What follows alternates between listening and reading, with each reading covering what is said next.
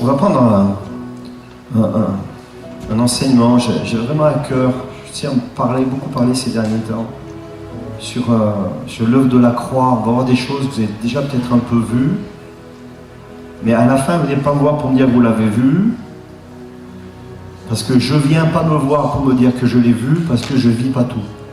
Voilà, c'est fort ça. L'œuvre de la croix. Alors on va survoler quelque chose. Et les prochaines fois où j'aurai l'occasion de prêcher ici, je prendrai chaque thème pour détailler chaque thème. On va parler du fonctionnement de l'homme. On l'a vu avec certains déjà. On sait tous comment l'homme fonctionne.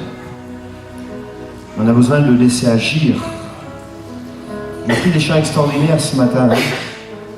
On parle de la puissance de Dieu, on parle qu'on l'adore, on parle qu'on... Tellement de choses. Tu as choisi de tout donner en offrant ta vie sur cette croix. C'est quoi la croix? C'est quoi l'œuvre de la croix? Et après on a chanté ensemble, grand est l'amour versé pour nous, c'est notre Dieu. Il a offert sa vie sur la croix, et son nom c'est Jésus. Et il me semble dans ces temps où on a enseigné sur le disciple, c'est quoi un disciple? Puis on enseigne après, c'est la nouvelle créature, c'est quoi la nouvelle créature? On a besoin de savoir, c'est quoi la croix? Pour vivre cette nouvelle créature que nous sommes, afin de devenir disciples. La croix. Si la croix n'était pas passée dans notre vie, dans ma vie, écoutez, si la croix n'était pas passée dans ma vie, elle ne serait pas passée dans la vie de mes enfants comme elle est passée. Écoutez bien.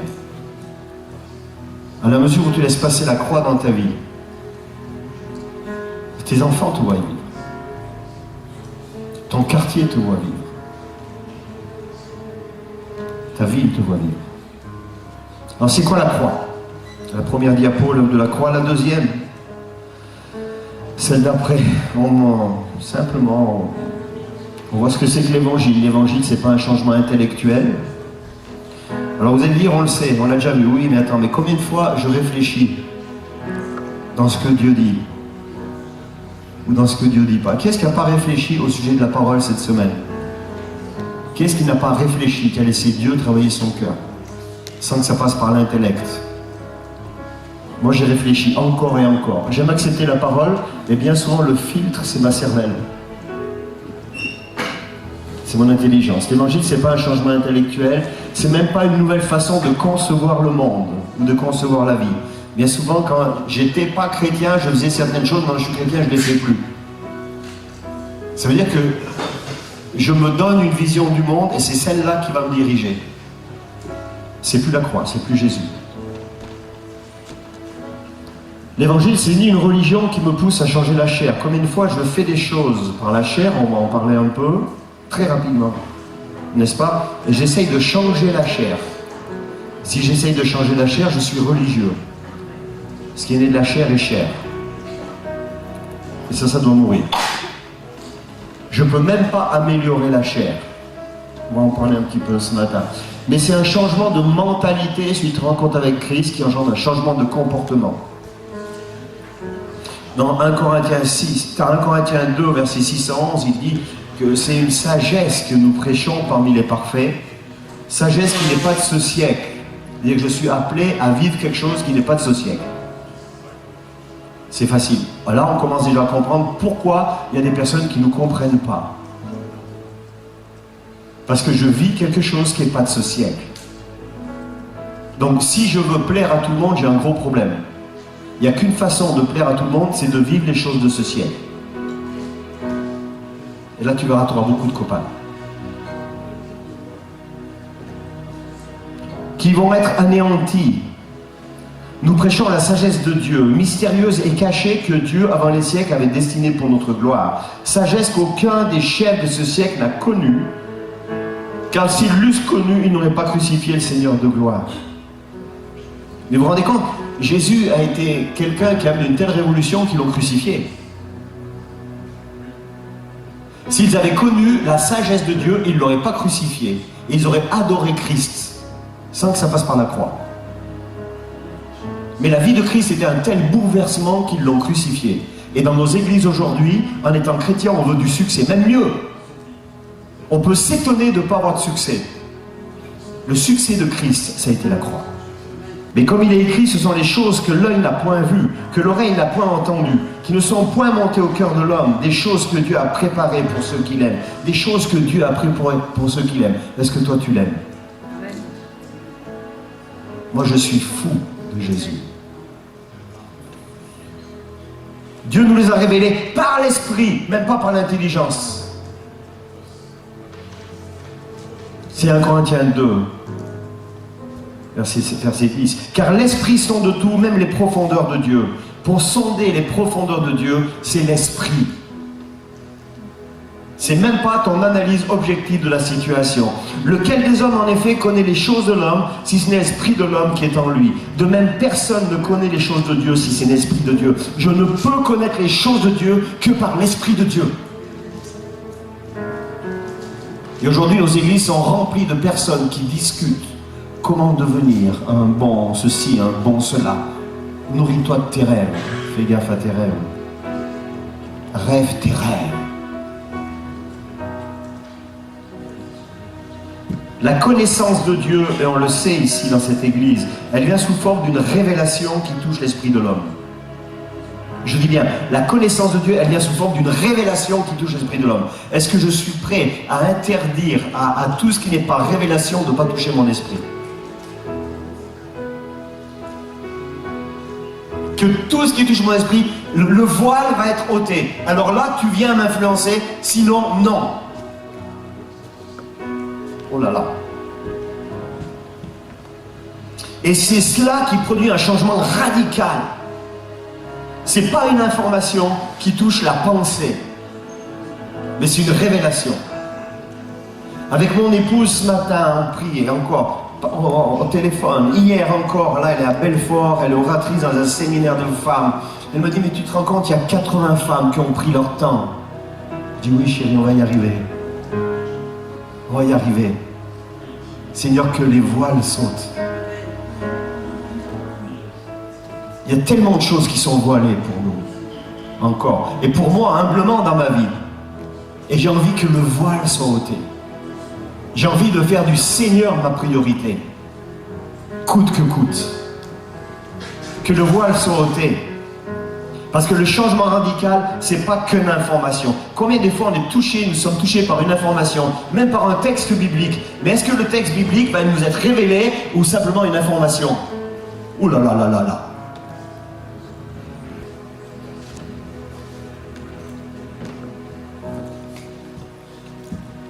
Le voile est ôté, ça c'est la définition exacte de la révélation.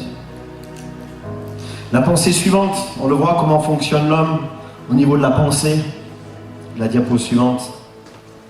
Dès l'origine, la pensée de l'homme, c'est un vrai champ de bataille. Alors on le sait. C'est comme la gare ici, là, à Agen. Il y a plein de trains qui rentrent. Je ne sais pas s'il y a encore les aiguilleurs. Avant, il y avait les aiguilleurs. Je ne sais pas si ça existe encore. Hein. Je sais que ça existe au niveau informatique. Mais avant, il y avait l'aiguilleur. J'aimais bien avant, dans l'image, pas dans le... Je ne regrette pas les choses passées. Parce que dans l'image, avant, le gars à l'aiguilleur, il avait le programme, le train arrive de Bordeaux pour aller sur Toulouse, et il fallait, une fois qu'il arrive un petit peu avant, il allait, et puis il fallait faire un effort pour aiguiller, c'est-à-dire que le train qui arrive d'un endroit, le faire aller sur une autre voie pour qu'il aille à destination. Et dans nos pensées, c'est un peu comme ça, c'est comme, il y a un tri à faire. Je dois aiguiller. Vous vous rendez compte? Il y a 2 jours de ça, on me dit, vous allez avoir aux informations, on va en parler un peu. Vous allez avoir un super week-end, il faut en profiter. Et ils sont tellement positifs qu'ils disent, oh, toi tu es content quand tu entends ça. Tu dis, ah il va faire chaud. Et tu dis, il faut en profiter parce qu'après il fera mauvais temps. Mais tu peux pas te taire, je veux juste aiguiller, soleil et en profiter. Pourquoi tu me dis après qu'il fait mauvais temps? C'est quoi que tu as aiguillé là, quand tu as eu cette information? C'est quoi que j'ai aiguillé? Moi j'ai aiguillé, il va faire beau. Le mauvais temps, je m'en fous, parce que des fois ils seront. Mais il y en a qui ont aiguillé, il va faire mauvais temps.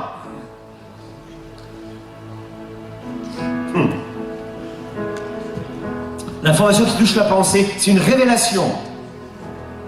Donc dès l'origine, et on le voit dans Genèse 6, verset 5, à l'origine, l'Éternel vit que la méchanceté des hommes était grande sur la terre et que toutes les pensées de leur cœur se portaient chaque jour uniquement vers le mal. Alors on me dit oui, mais ça c'est l'Ancien Testament, maintenant Christ est venu. Je dis oui, mais les pensées de l'homme se portent uniquement vers le mal. Et maintenant, si Christ vient, si j'ai accepté Christ, c'est l'aiguillage. Amen. C'est il y a quelqu'un, Marie-Flore. Merci. Il y a l'aiguillage. Marie-Flore, tu donnes plus fort, comme ça peut-être tu vas... En principe, à 11h15, il y en a deux qui disent Amen. C'est la pensée de Christ, c'est l'aiguillage. Mais le cœur de l'homme, il n'a pas changé. Parce que Christ est venu, mais tu es libre, toi, d'accepter ou pas. Ouais, mais je suis chrétien. Non, je suis libre. C'est moi qui fais le choix. Parce que ce que je pense, et ce que j'ai accepté, et comment je gère ce que j'ai pensé, ce que je pense, ou ce que je suis en train de penser, ça va produire un acte, ce que je vais faire. Suivant ce que j'ai accepté, suivant ce que je rejette. Et cet acte va déterminer qui je suis.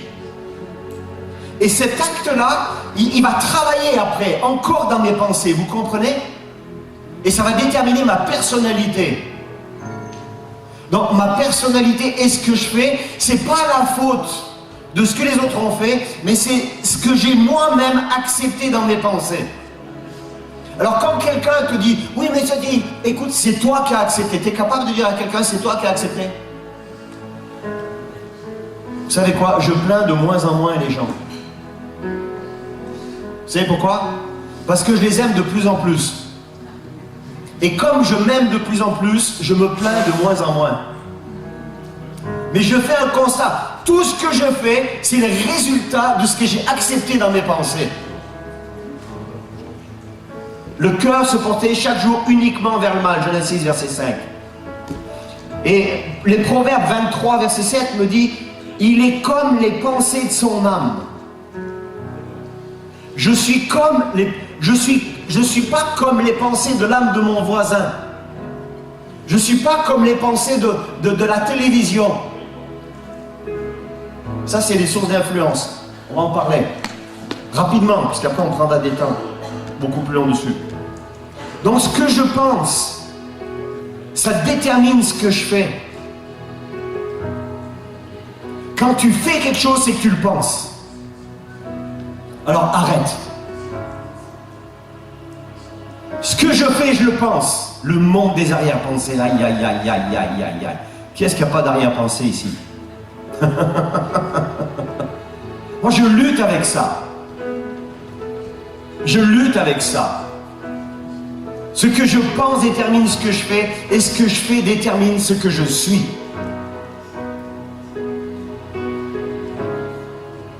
Alors les sources d'influence, on peut penser en diagonale, quand on se convertit, il y avait diable et Dieu. Ça, c'est les sources spirituelles, c'est le monde spirituel. Il y a deux mondes, c'est vrai, il y a le diable et Dieu. Mais, il y a des sources d'influence.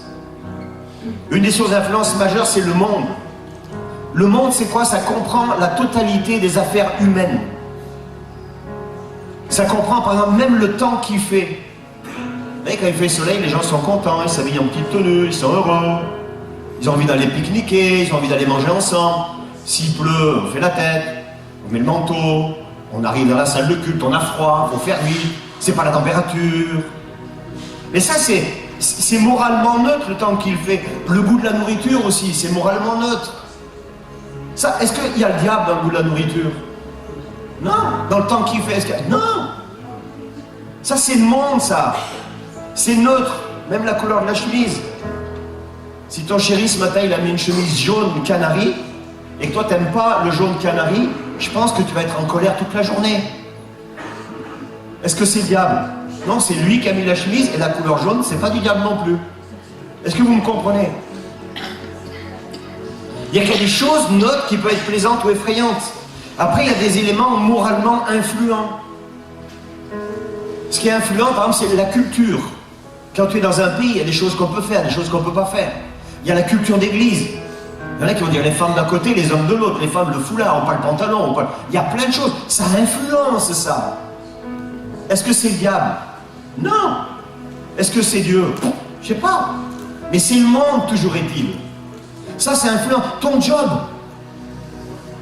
si tu as une envie de carrière, alors tu parlais comme ça, un jour tu vas parler, oh ben maintenant, ben, je tue un peu, maintenant... Pourquoi tu sers tout? Parce que tu bosses. Vous avez jamais vu ça? Est-ce que c'est le diable? Est-ce que c'est Dieu? Non, c'est le monde. Avant, tu n'avais pas de job, tu étais super, puis maintenant tu as un job. Oui, mais tu comprends, maintenant je connais, C'est le diable, c'est pas le diable. C'est juste le monde. Avant, tu n'étais pas chef, maintenant tu es super chef dans ton job. Puis tu deviens impossible, quoi. On ne peut même plus t'écouter sans que tu nous donnes des ordres. Est-ce que c'est le diable? Est-ce que c'est Dieu? Non, c'est le monde, c'est quelque chose qui t'influence, la culture, la politique. Ah, la politique, ça influence aussi. Le système politique. Les jugements de valeur, que tu trouves une chose bien, une chose pas bien. La façon... Tout ça, c'est le monde. Et la pensée du monde, elle vient quotidiennement au travers des informations.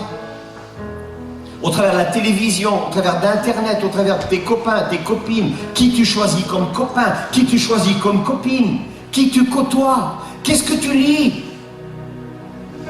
qu'est-ce que tu as lu. Il y a certains livres à l'eau de rose, je ne lis pas, parce que ça donne une image idyllique d'un monde qui n'existe pas, parce que ça va m'influencer.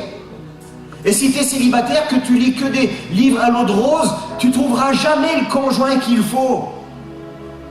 Ah, il coupe du bois tous les matins, on est dans la maison. Ou alors si tu es un garçon, il fait la cuisine. Ouais, de moins en moins, il faut la cuisine. Qu'est-ce que tu lis? C'est quoi que tu lis? C'est le monde. Les journaux, la musique, qu'est-ce que tu écoutes comme musique? Surtout l'été arrive. C'est facile de faire un succès en ce moment, hein? Tu prends un clavier, tu fais des sons mélodieux, et puis tu mets des paroles douces. Puis après, si tu veux pousser plus loin, tu mets quelque chose en anglais avec des paroles qui vont pousser les gens à avoir des vies dissolues. Qu'est-ce que tu lis? C'est le monde. Est-ce que c'est le diable? C'est pas le diable. C'est juste le monde. Donc ça, c'est une influence. Ensuite, il y a la chair. Quand on parle de la chair, c'est pas question du corps de l'homme. La chair désigne, écoutez, vous savez ce que la chair désigne? Ce que le monde produit à l'intérieur. Ce que j'ai accepté, et ça produit quoi en moi? La chair, c'est le total, la somme de tous les désirs qui vont produire du plaisir. Pas mal comme explication. Il faut, ce qui vient de la chair, ça produit du plaisir, ça produit une auto-gratification. Et on le voit ça dans Galates 5, versets 19 à 21, les œuvres de la chair. C'est manifeste. Ils sont manifestes, ce sont l'impudicité, l'impureté. Alors, il y en a qui prennent l'impudicité, il y en a qui prennent du plaisir là-dedans. L'impureté, la dissolution, l'idolâtrie, la magie, les inimitiés, les querelles, la jalousie, les animosités, les disputes, les divisions, les sectes. Vous savez, un jour, j'ai voulu faire un travail sur moi-même. J'ai pris Galates 5, versets 19 à 21, et je suis resté peut-être 2 mois là-dessus. Vous l'avez déjà fait? Faites-le. Ceux qui veulent. C'est libre. Faites comme vous voulez. La balle est dans votre camp. Mais moi, je suis resté 2 mois. J'osais même plus sortir. La chair, l'emprise de la chair, où je trouvais une auto-gratification. L'envie. Waouh!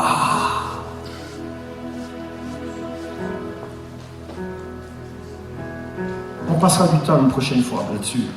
Les excès de table, les choses semblables. Je vous dis d'avance, verset 21, comme je l'ai déjà dit, que ceux qui commettent de telles choses n'hériteront point le royaume de Dieu. Cette phrase-là, elle m'a fait peur. La deuxième partie de ce verset 21, elle m'a fait peur. Et je dis, Seigneur, si moi je commets ces choses-là, tu dis que j'hériterai pas du royaume de Dieu. Alors j'ai pris du temps. L'impudicité, l'impureté, dissolution. Puis une troisième source d'influence, bien entendu, c'est le diable. Nous y voilà.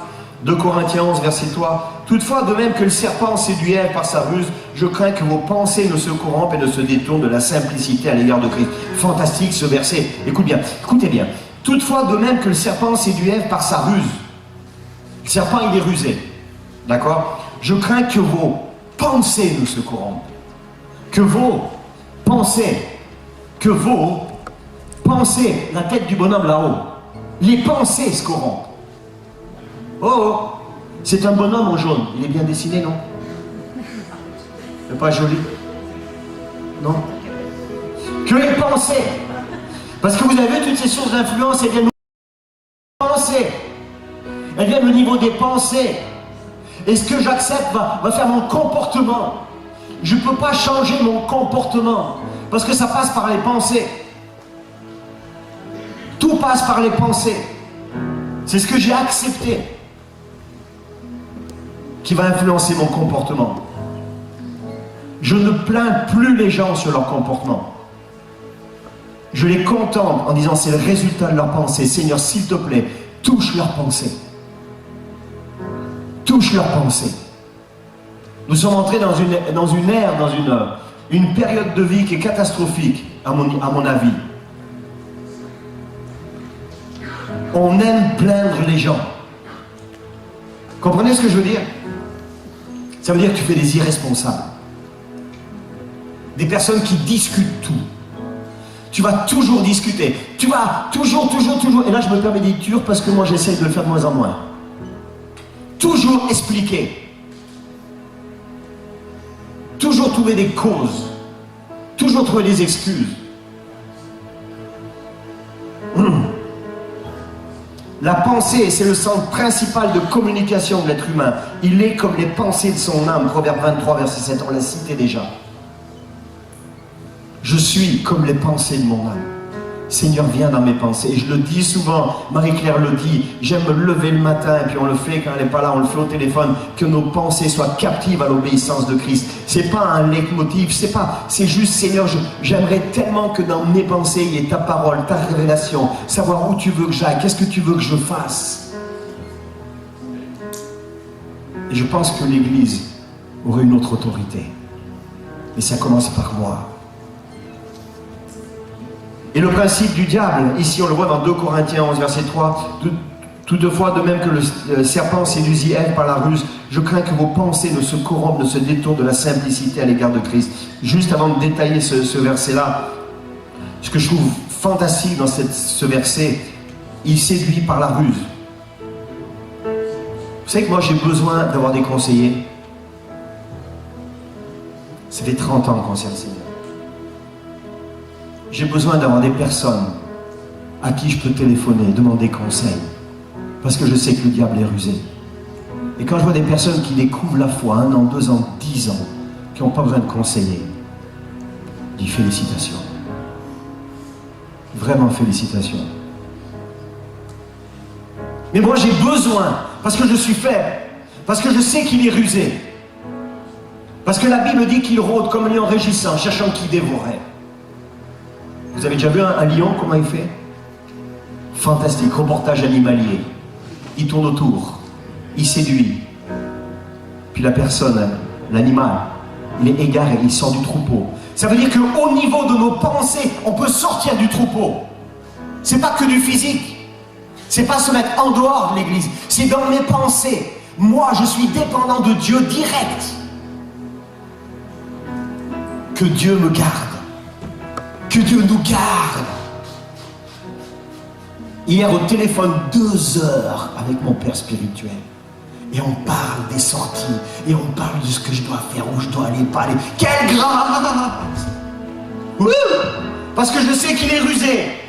Parce que je sais qu'il veut me bouffer tout cru. J'ai besoin d'être aidé.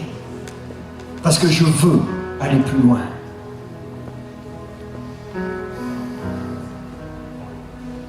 Je crains que vos pensées ne se corrompent. C'est les pensées en premier. C'est pour ça que le résultat, ce que je vis, c'est le résultat de mes pensées. Et avant d'aller pleurer, de me plaindre, j'examine mes pensées. Elles ne se corrompent et ne se détournent de la simplicité à l'égard de Christ. Ah, la simplicité. Vous savez ce que c'est le contraire de simple? C'est double. Je peux avoir des pensées doubles à l'égard de Christ. Parce que ma Bible dit, oh là là là là, je ne défends pas la parole, et ne se détourne de la simplicité à l'égard de Christ.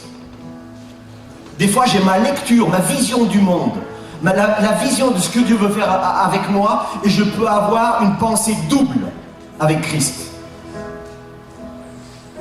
Je peux être bien à l'extérieur, mais à l'intérieur, c'est quoi ma motivation? Le processus, d'abord, le diable, il suggère, il murmure, il sème une idée. C'est ce qui est passé en Éden.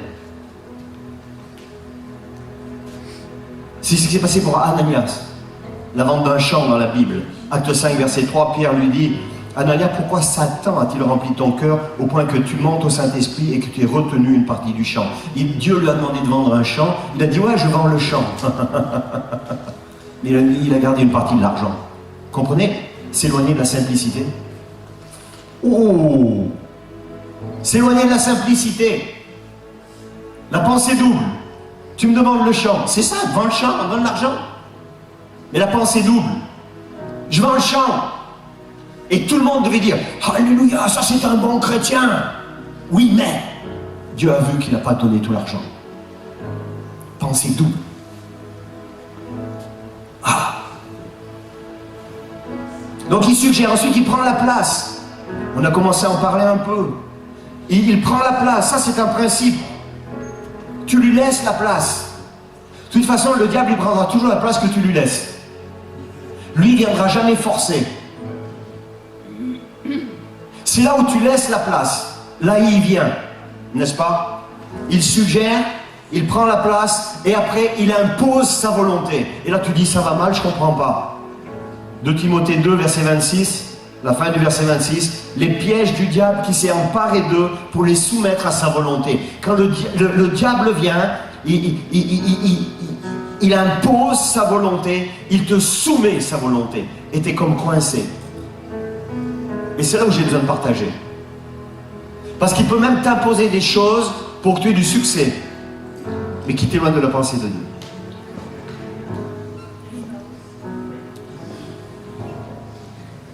Et il y a une autre source d'influence ici, c'est l'esprit humain.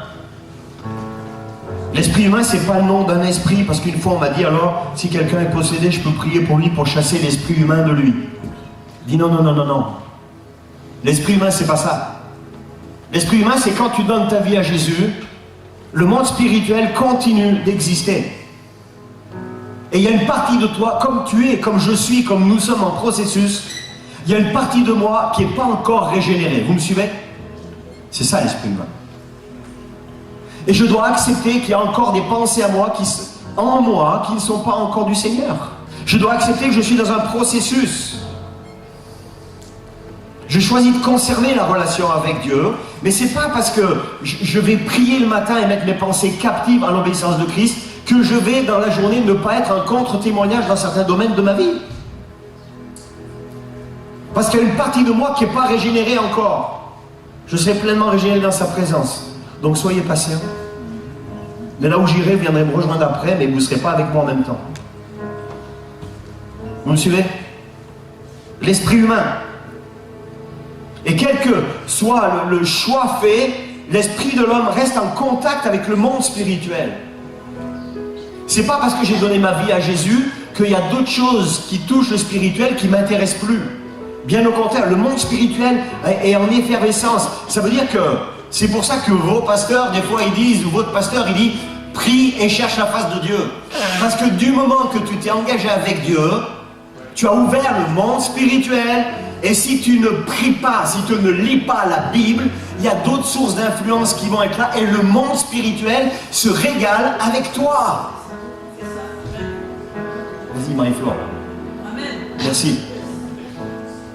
Amen, ça veut dire je suis d'accord. Ouais, moi j'avais donné ma vie à Jésus, et puis dans tout ce qui a été vécu, c'était difficile. Mais alors,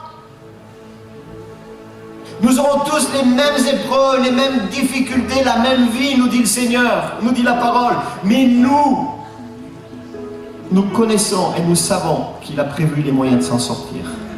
C'est tout ça.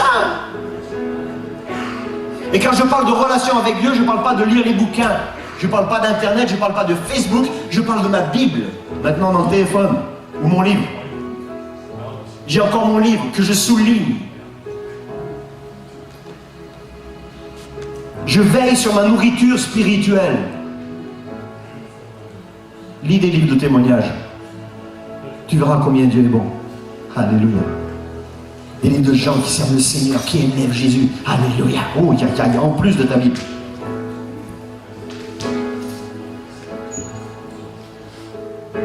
Bien sûr, en source d'influence aussi, il y a la voix de Dieu. Donc c'est ça, c'est Dieu qui désire nous parler. C'est pour ça qu'on veut avoir une relation avec Dieu.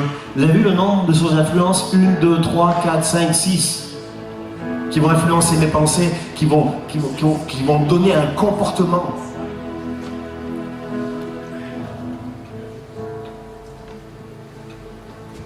Et le passé, oh, non, la voix de Dieu d'abord. Jean 10, versets 4 et 5, lorsqu'il a fait sortir toutes ses propres brebis, il marche devant elles et les brebis le suivent parce qu'elles connaissent sa voix. Moi j'aime la parole encore plus que jamais, puisque dans ma Bible à moi, dans Jean 10, verset 4, il est dit et qu'il a fait sortir toutes ses brebis, il marche devant elles et elles le suivent parce qu'elles connaissent sa voix. Et des fois, dans des églises, il y a des moutons qui suivent, mais ils ne connaissent pas la voix du bon berger. Je fais partie de telle dénomination. Est-ce que tu connais ton Dieu? Est-ce qu'il t'a parlé ce matin? Qu'est-ce qu'il t'a dit? Si t'as pas le temps, c'est pas grave, on va prier, c'est tout. Moi, celui que je veux suivre, il faut que j'ai une relation avec. Et peut-être que je l'ai dit ici, une fois je parlais du Seigneur à quelqu'un, puis la personne elle trouve tous les arguments. Vous me dites, ah le Seigneur, moi j'y crois pas, vous savez, il en existe comme ça. Puis à la fin, je lui ai dit, écoute, j'étais pas lassé, j'étais rempli d'amour pour cette personne. Et je crois que Dieu m'a inspiré. Et je dis à la personne, tu sais, tu me dis Jésus n'existe pas, Dieu n'existe pas.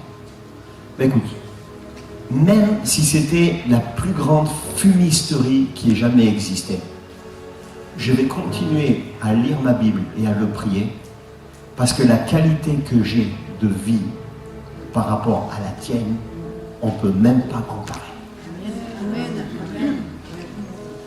Waouh! Parce que je sais en qui je crois.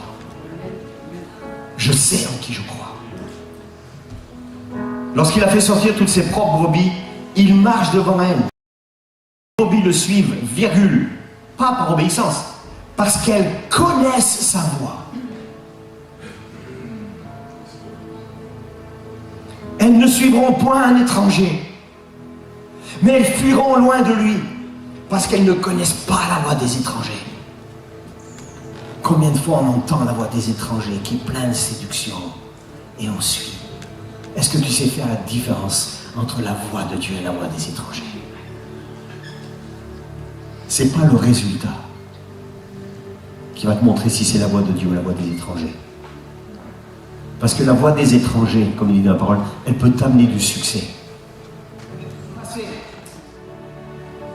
Nous vivons dans le présent, ça c'est bien, mais la pensée, elle ne reçoit pas uniquement des informations du temps présent, elle reçoit des informations du passé. Sous la forme de souvenirs.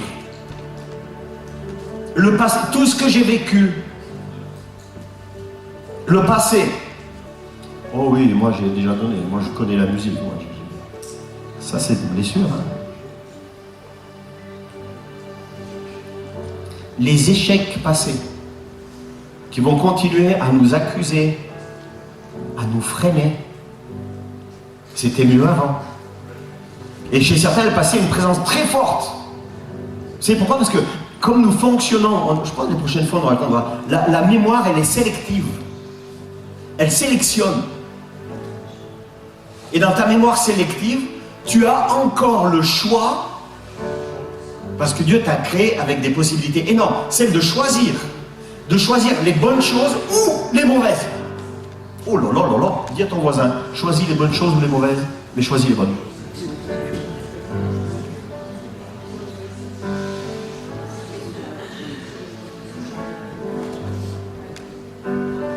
Regardez le peuple d'Israël. Le peuple d'Israël, il est délivré de l'esclavage. Dans Nombre 11, versets 5 et 6. Nous nous souvenons des poissons que nous mangions en Égypte et qui ne coûtaient rien. Non mais attendez, les gars, ils ont la manne tous les jours quand même. Hein. Leurs vêtements ne s'usent pas. Pas mal quand même, non? Parce qu'ici, tu peux acheter n'importe où. En principe, les vêtements s'usent. Nous nous souvenons des poissons que nous mangions en Égypte qui ne coûtaient rien. Nombre 11, versets 5 et 6. Des concombres, des melons, des poireaux, des oignons, des os. Maintenant, notre âme est desséchée. Plus rien. Nos yeux ne voient que la manne. Les gars, il y a eu les premiers-nés morts. À un moment donné, il faut faire des briques avant ça. Faire des briques avec les briques. Après, ça suffit avec la paille. Il faut travailler encore plus. Les coups de fouet. Ceux qui sont morts. Non, non, non, non, non. Et là, Dieu donne la manne. Il ne faut même pas s'arrêter, mettre la plaque vitrocérame, je ne sais pas quoi, là en route. Préparer. Ça tombe, tout cuit. Le peuple d'Israël, il se souvient, écoutez bien le détail, des oignons et des poireaux et même des concombres. Vous vous rendez compte, la mémoire sélective, ce qu'ils ont choisi là? Les poireaux. Moi, à la place du Seigneur, tu vois, moi, ce que j'aurais fait, franchement, j'aurais dit, les cailles ne vous conviennent pas? Ok. D'abord, elles vont tomber toutes crues. Pendant une semaine, il faudra les faire cuire. Et après, du poireau, vous allez en bouffer du poireau. Vous allez faire des tourtes de poireaux, des salades de poireaux, des desserts de poireaux. Mais sans vinaigre, sans rien. Des poireaux. Les oignons, alors là, vous allez pleurer. Il faudra vous les éplucher, les oignons. Pareil, des tourtes en dessert, des glaces d'oignons. Tu sais, mais j'aurais envoyé des oignons d'une façon incroyable, quoi. C'est le passé. En plus, ils osent dire maintenant, verset 6 de Nombre 11, maintenant notre âme est desséchée, plus rien, nos yeux ne voient que la manne. La diapo d'après. L'obéissance, écoutez bien. L'obéissance, elle crée l'autorité. Romains 6, verset 16. Ne savez-vous pas qu'en vous livrant à quelqu'un comme esclave pour lui obéir, vous êtes esclave de celui à qui vous obéissez, soit du péché qui conduit à la mort, soit de l'obéissance qui conduit à la justice. Dire que le principe, on est un peu plus simple concernant mon comportement. Concernant mes pensées, puisque mon comportement est issu, est tiré de ce que je pense. Quand j'obéis au monde, la Bible dit, je suis esclave de ce qui a triomphé en moi. Je deviens esclave du monde. Quand j'ai accepté au niveau de mes pensées, mon comportement est conforme de qui je suis esclave. Si on te dit que le gasoil va passer à 2 € le monde, information, et que tout à l'heure, tu vas faire le plein, et tu prends 25 jerrycans de 20 litres, ça veut dire que tu es esclave du monde.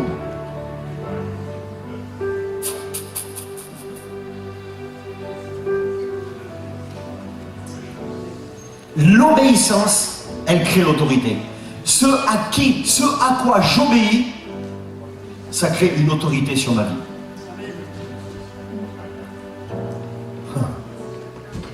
Oh là là, plein de choses à dire, on verra après. C'est-à-dire que tout ce à quoi j'ai pris l'habitude d'obéir, ça prend autorité sur ma vie. Et je ne changerai pas mon comportement ne changera pas tant que je ne serai pas délivré de cette autorité. Tant que la croix ne sera pas passée entre l'autorité et moi-même. Le verset suivant.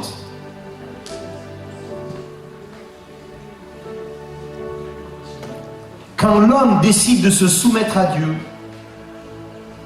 de changer de comportement, de saisir les valeurs de l'évangile. Aïe, aïe, aïe. Si je choisis entre le monde, le diable, l'esprit humain, le passé et la chair, de saisir les valeurs de l'évangile, alors je ne pense plus de la même façon. Mes pensées peuvent être captives en l'obéissance de Christ.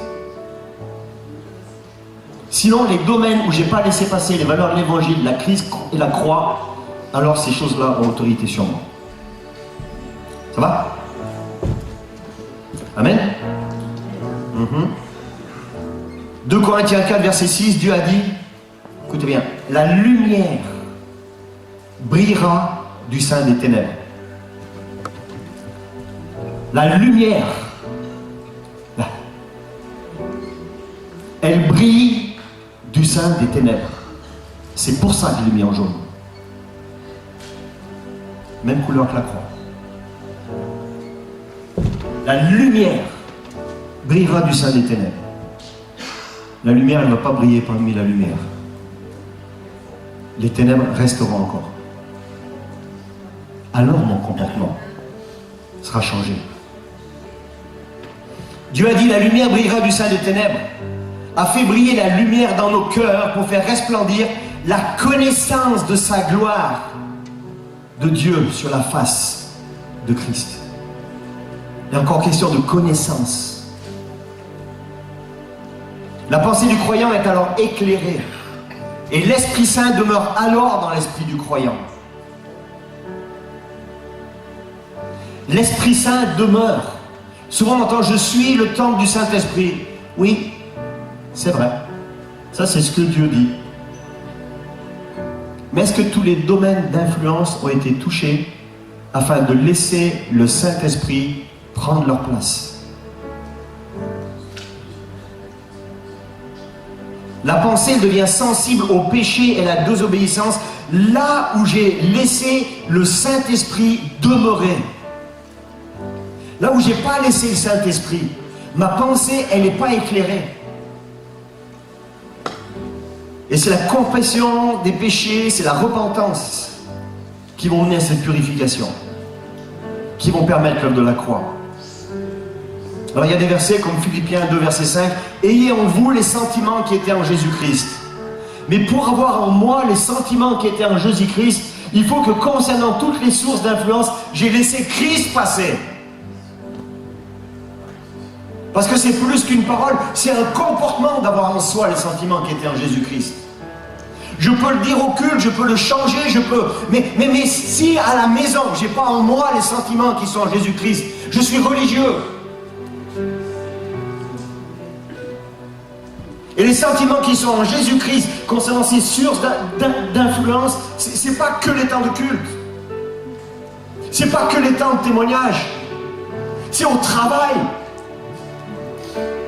Dans mes prises de position, dans mon couple, dans ma famille, le quartier. On parle juste de l'œuvre de la croix. Si on peut simplement se souvenir que l'obéissance crée l'autorité, le fait de décider d'obéir au Seigneur crée une autorité, ça veut dire qu'il a autorité sur ma vie. Ayant vous les sentiments qui étaient en Jésus-Christ, c'est ce que Dieu veut. La diapo d'après, l'œuvre de la croix. Waouh! C'est encourageant comment on fonctionne, non? C'est encourageant, hein? Il a dépouillé les dominations et les autorités. Il les a livrées publiquement en spectacle en triomphant d'elles par la croix. Il a dépouillé les dominations. Ça, c'est l'œuvre de la croix. On peut dire ensemble, il a dépouillé les dominations et les autorités. Il les a livrées publiquement en spectacle, en triomphant d'elles par la croix.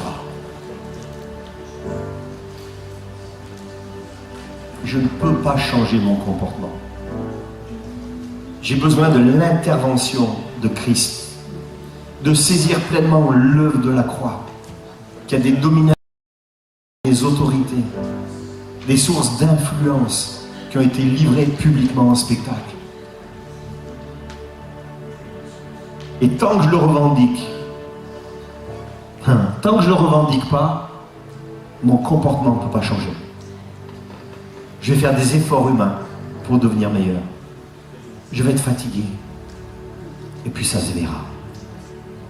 Vous savez, ça se voit quand Christ est passé dans une personne. Ça se voit.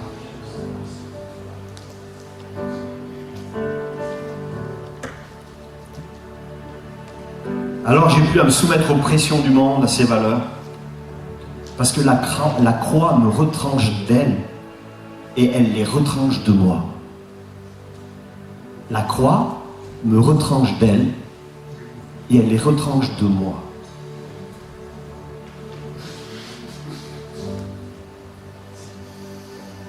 On va terminer, on va prier.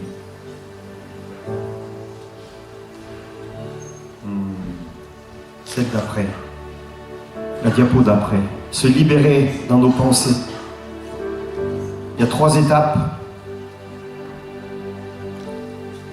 Confesser les péchés de notre pensée. Il n'y a que toi qui peux le faire. Il n'y a que moi qui peux le faire. Il n'y a que moi qui peut confesser les péchés de ma pensée.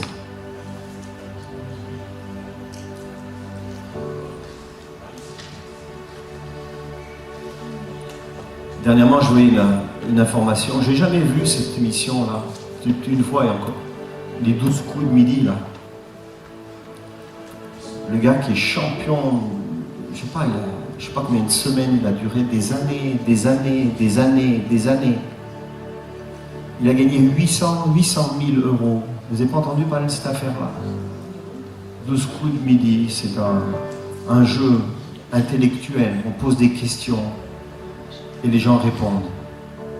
Et lui, il a gagné beaucoup d'argent, beaucoup d'argent. Et il a épaté tout le monde. Et au niveau de l'extérieur, c'était un gars vraiment, beaucoup de relations là. Il vient d'écrire un livre.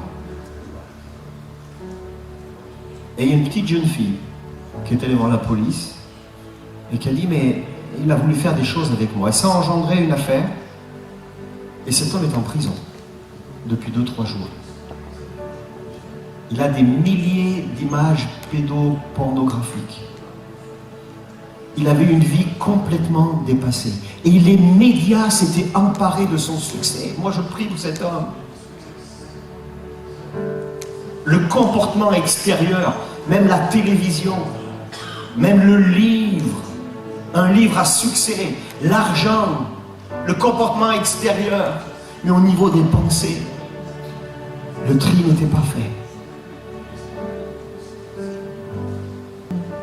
Mais nous avons un privilège, nous connaissons Christ.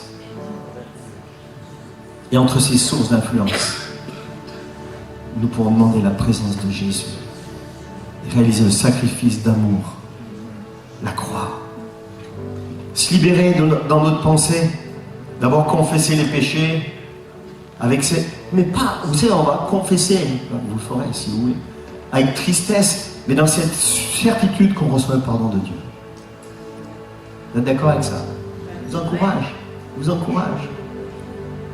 C'est différent quand tu confesses et si tu ne sais pas, là je dis tu, parce que moi je ne suis pas concerné par ça. Parce que si moi je confesse, je sais que Dieu m'a pardonné. Mais des fois peut-être que toi tu ne sais pas, en confessant que Dieu t'a pardonné. Et là, la première étape c'est confesser, mais recevoir le pardon de Dieu. Je sais que j'ai confessé une fois, ça va, j'ai reçu le pardon. Ça c'est une confession honnête de nos mauvaises pensées. Je n'explique même pas à Dieu, je dis la chose. C'est la colère, l'animosité, la jalousie, les convoitises, la méchanceté. Tu sais, juste le mot. Lui, il connaît le mot, pas la peine de lire la définition. Il a le dico. Il a le dictionnaire.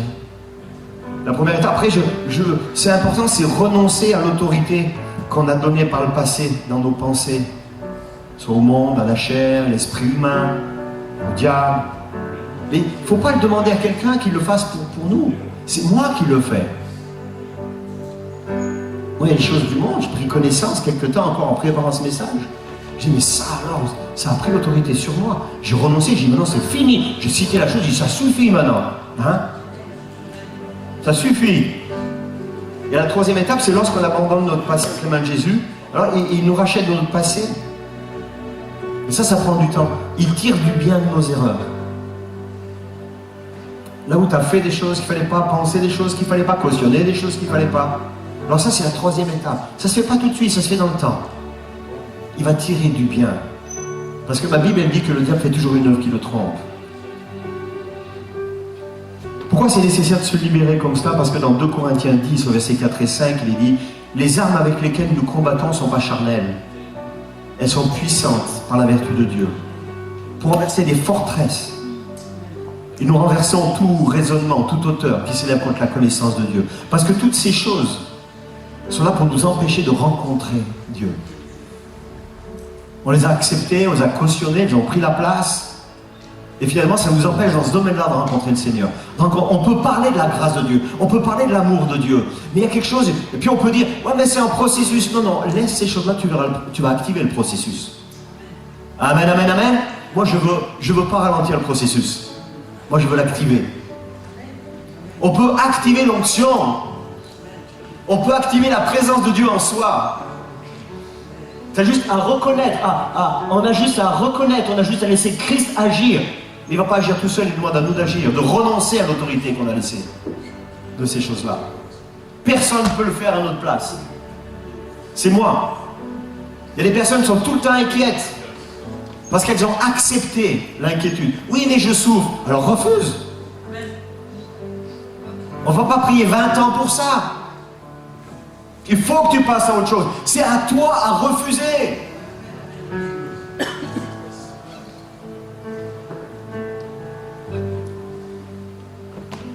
La diapo suivante. Les liens et les malédictions sont brisés.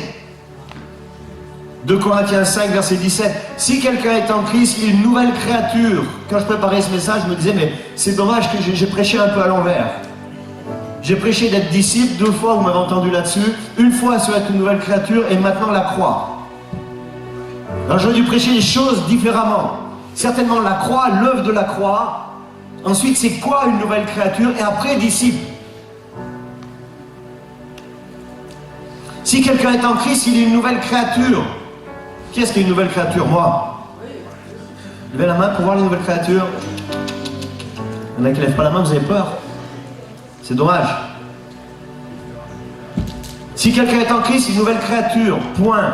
Les choses anciennes sont passées. C'est un encouragement. C'est une déclaration.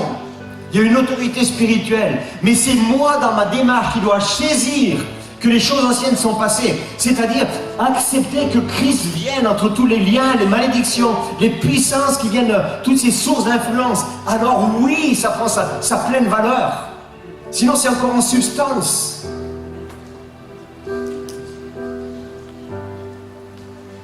Les choses anciennes sont passées. Voici, toutes choses sont devenues nouvelles.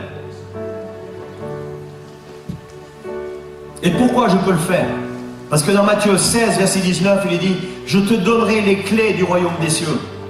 Ce que tu liras sur la terre sera lié dans les cieux. Et ce que tu délieras sur la terre sera délié dans les cieux. » Et là, c'est une prière d'autorité. Et avant de délier les autres, c'est bien des fois de se délier soi-même. Sinon, je n'ai aucune autorité. Je peux faire des choses extérieures, comme cet homme qui répondait à tellement de questions, il a gagné 800 000 €. Il a berné du monde. Tu sais qu'avec le Seigneur, on peut des fois berner le monde aussi. Mais Dieu, par amour, nous laisse toujours ce choix, cette croix entre tous les liens, les puissances extérieures et nous, et ma pensée. Il y a la croix, et ça, c'est l'amour de Christ. Bientôt, je prêcherai sur la loi et la grâce. Et des fois, on s'est mis une loi. Je dois, il faut que... La grâce, il y a un équilibre entre la loi et la grâce. Et la dernière diapo, c'est l'œuvre de la croix. Galates 3, verset 13. Christ nous a racheté de la malédiction de la loi, étant devenu malédiction pour nous. Voilà la croix. Mais c'est vrai, c'est une réalité. Mais est-ce que je l'ai accepté? Je ne parle pas si j'ai accepté Christ. Est-ce que j'ai accepté la signification? C'est quoi la croix? Il s'est livré publiquement en spectacle. Ouh. Il a tout pris sur la croix. Toutes les paroles qui blessent, qui maudissent, tout ce qui fait que j'ai pas un bon caractère, peut-être. Tout ce qui est devenu même pour moi comme une loi, où j'ai voulu me racheter au travers d'une loi. J'ai aimé quand Louis a parlé de la dîme, là. C'est des fois la dîme, l'offrande. Ça peut être une loi. Ah, il a compris que c'était un plaisir. Félicitations. Le voile est ôté, alléluia. La paix de Dieu qui surpasse toute intelligence gardera vos cœurs et vos pensées en Jésus-Christ. Alors j'aimerais qu'on puisse se lever, puis je vais prier.